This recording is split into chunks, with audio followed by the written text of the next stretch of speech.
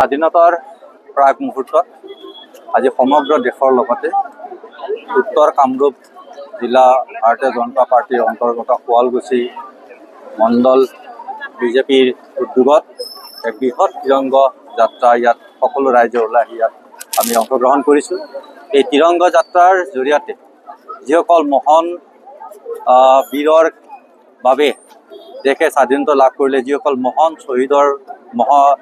ত্যাগৰ কাৰণে আমি দেশে স্বাধীনতা লাভ কৰিলোঁ, সেইসকল মহান বীৰ আৰু শ্বহীদলৈ মই গভীৰ শ্ৰদ্ধাঞ্জলি জনাইছোঁ। আৰু সমগ্ৰ দেশৰ মানুহে এই তিৰংগ পতাকাখন, ভাৰতৰ তিৰংগ পতাকাখন হ'ল ভাৰতীয় মানুহৰ কাৰণে এক স্বাভিমান। এই স্বাধীনতাৰ এই প্ৰাকখনত সকলোৱে তিৰংগৰ তলত সমবেত হৈ তিৰংগ পতাকাৰ প্ৰতি শ্ৰদ্ধা জনাই ভাৰতবৰ্ষৰ যি স্বাভিমান সেই ৰক্ষা কৰাৰ কাৰণে প্ৰতিজন নাগৰিকৰ এতিয়া দায়িত্ব হৈছে। আৰু সেইকাৰণে আজি সমগ্ৰ অসমৰ লগতে আমাৰ এই অঞ্চলত আজি তিৰংগ পতাকাক মানুহে শ্ৰদ্ধা জনাই ভাৰতবৰ্ষৰ যি বীৰত্ব,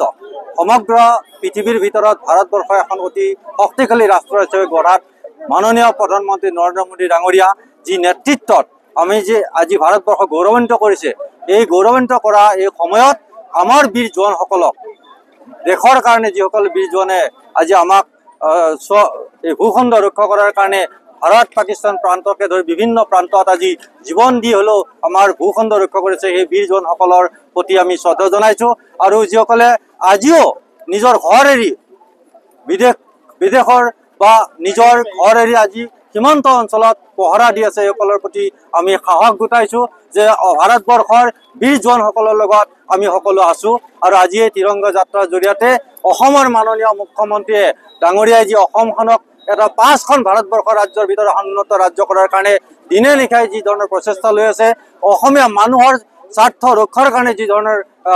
কাম কৰি আছে, মাননীয় মুখ্যমন্ত্ৰী মহোদয়কো আজি এই তিৰংগ পতাকাৰ এই স্থানৰ পৰা আমিও ধন্যবাদ জনাইছোঁ। আৰু ভাৰতবৰ্ষৰ স্বাভিমান ৰক্ষা কৰাটো,